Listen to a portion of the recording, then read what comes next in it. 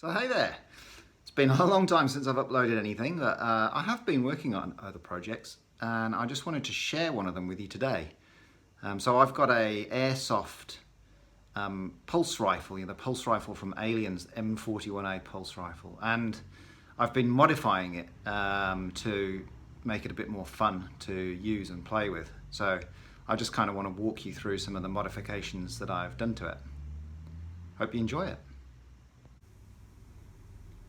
So here is the pulse rifle. It's based on an Airsoft M41A Thompson or Tommy gun with plastic shrouds and a plastic dummy grenade launcher.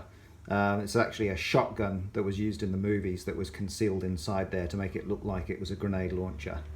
But what I've done with this one is a few modifications. So I'll kind of walk you through what they are. And the first one, the biggest one, is that there is actually a working airsoft grenade launcher in here now. So if you have a look at the breech, you can see I've got it loaded already. It's a gas-powered 40 BB grenade launcher, and it took quite a lot of modification to get it in there. And you basically fire it by racking the pump handle backwards and then reloading. I'll go through in a minute. So there's a little gas recharging port through there that you stick your gas canister through there just to recharge the grenade launcher, and then you load the BBs back through the front. It's ready to go again. The whole rifle has been repainted, so it looks quite plasticky from the factory. So this has been repainted in a Tamiya olive drab, and this has been done in matte black, and both of them have had a silver undercoat, and you can sort of see where I've deliberately scratched off the paint so that it reveals the silver underneath. I've modified the underneath of this shroud here on both sides. And what that allows me to do is remove the Thompson lower receiver and the gearbox and the motor and the spring and the breech and everything like that, just by undoing this piece here, this bracket. Previously you would have to unscrew the entire shroud, which is about 15 different screws and nuts and bolts. You have to take all these plates off to separate the shroud out, so it was a pain. So if ever I want to do some maintenance on the gun now, I just need to undo those 3 screws, and then this can slide back out just like it does on the real Thompson. I've also got in here this bit at the back. This is the channel for the magazine. And previously that only started here, and what it meant was when you were inserting a magazine, it tended to sort of be skewed as you're inserting it, and it had to be perfectly aligned to start on the channel to get it loaded up. So what this is here is an extension.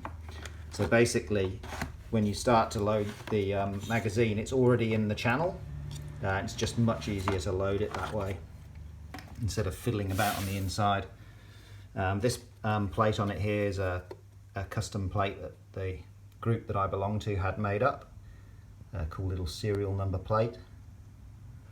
And the other modifications that I've done are to do with the magazine. So normally the magazine itself, just the black part, gets inserted in here, and then this part, the green clip, you just click it into the bottom like it's a separate piece. And it's a pain in the butt because, first of all, when you have a high cap mag and you've got the winding wheel on the bottom, you couldn't get to it because there wasn't a hole and you had to leave the cap off. So I've made this special one here with a hole in it. And the second thing was that you then had separate pieces that you had to take off and then put down, and then put the magazine in, which was a bit of a pain. So basically what I've done is 3D printed some brackets here that hold the magazine into the base plate itself permanently. Well, not permanently, but you know what I mean. They hold it in properly. And then I sanded off the little locking tabs that were on these clips here that were used to hold it in place. So basically it does the same thing that the one in the movie does now. You basically just slide it in and slam it shut and it's done. And the final modification I've made, or rather improvement, that I made is I bought 3 mid-cap magazines, but they were all too long to fit in the Thompson and then fit the end caps on, so they were poking out the bottom and they looked rubbish. So what I did is, you can see quite obviously, I sectioned them. I basically cut a section out of them and then 3D printed a bit for the inside, shortened the spring, and then glued them all back together again, and then bought all the relevant bases to go with it. So now I've actually got 4 magazines that I can use with it. So this part here is now 3D printed just to save a bit of weight, and I also had to 3D print a new front part here because the mouth that was needed for the grenade launcher, it wasn't wide enough on the original aluminium setup, and also the aluminium setup's got a big block here that was getting in the way of the grenade launcher, so I basically just made a new one, and that now just clicks in place. So how about we have a look and see how it works, how it fires. Alright, well, first things first, let's load the magazines in. So as you can see, it's so much easier to load them in place now with that extension rail. I've got my safety glasses on. Let's do a couple of single shots. So I'm hoping you can see me and the target that I've got down here. Yeah, seems to be working. Bit of full auto maybe. Yeah, that seems to be working fine. And then the grenade launcher. That works fine as well. Makes a bit of a mess. Good spread on the target there. That's the first time I've seen what kind of spread it is. And to reset the grenade launcher, you basically just click that back forwards, then charge that back up with gas.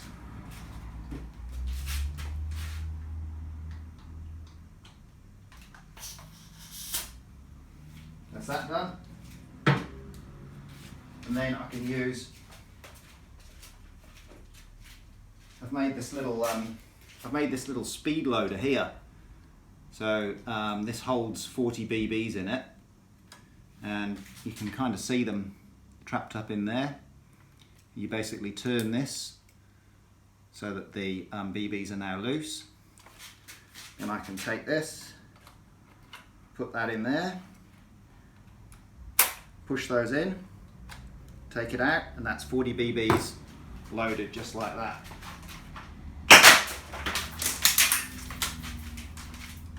So that seems to work awesomely. That's actually the first time that I've tried using that speed loader and then firing it straight after.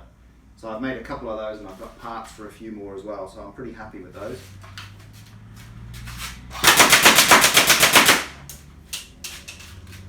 I think it's dead. Yeah, hope you enjoyed that. Something a little bit different. And if you've got any questions about how I've done all this stuff or the 3D files that I got, just let me know. Cheers. Look, I thought I'd just give you a bit of a close-up on how I've made these speed loaders for the 40BB grenade launcher. So this is the grenade launcher that's in my pulse rifle. It's sold as an HG138. I think it might be branded as other things elsewhere, but they're pretty easy to find, and they're really inexpensive for a grenade launcher anyway, and they're on a Picatinny rail system, so they'll fit just about anything. Obviously mine had to be modified to fit in the pulse rifle, but it still operates in exactly the same way. Just the loading them's a bit of a pain, because basically you've got to get your BBs and load them into the grenade launcher more or less one by one. I mean, you can use a speed loader, I suppose, and sort of do them 5 at a time, but because my grenade launcher is sort of buried slightly behind a short barrel, using a speed loader might be a bit tricky. So what I did is I've made these. They're made from 3 3D printed parts. You've got the main body, the plunger end, and then a separate top cap on the end here. And then the hardware on them, there's just I think it's an M5 or an M6 bolt along the middle, and then these are all M3 socket end countersunk bolts. I think they're 35mm ones or something like that, and then these are brass couplers. These were, I think, 50mm, but I've chopped them in half so that I got 2 lots of them. And basically the premise is that the plunger system allows you to push those M3 bolts and the extensions, the couplers, down into the through the barrel here and out of the end, and any BBs which are loaded in these cylinders here will obviously be pushed out. And basically with the grenade launcher you butt it up to the end, and it locates with the help of this little nub here, because on the grenade launcher the central chamber doesn't hold any BBs, it's just empty. So this sort of locates on that central chamber. These side parts tell you whether or not it's in the right orientation, because these side parts are flattened so that you don't have it sort of skewed off. And also on my pulse rifle, the barrel also has square sides, so I actually can't insert it wrongly. I can only insert it the right way around. And then you simply just push the plunger in and it pushes the BBs out. There's really no resistance at all to doing it. Loading these up beforehand is, again, pretty straightforward. You just push the BBs into the barrels, and in order to stop the BBs from being prematurely ejaculated, I believe I could say that, then you can basically twist the top cap on this. So I just have to push these BBs down a bit inside here just to get them clear of that top cap.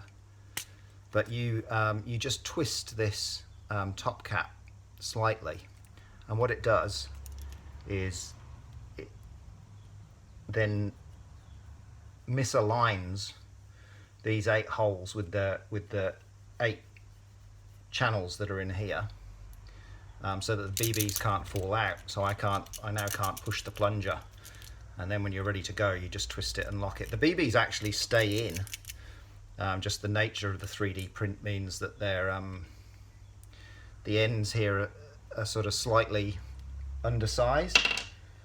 Yeah, and then like I said, just to unload it, I'll just do it into this container. To unload it, you just push it in and they come out. And you saw earlier that it really is super simple to reload that grenade launcher now, which is perhaps one of the drawbacks of this particular grenade launcher, is that you can't, in its standard form, you can't easily reload it out on the field. So it's kind of a one-shot wonder. But I think with these speed loaders, it sort of changes that. I mean, you do have to carry the gas can with you, but I haven't looked into whether or not you can actually get smaller sort of field suitable gas cans. I'm sure you probably can, but that would be something else that I'd look at getting, so that I could recharge it out on the field. So yeah, I hope that's useful, and see you in the next one.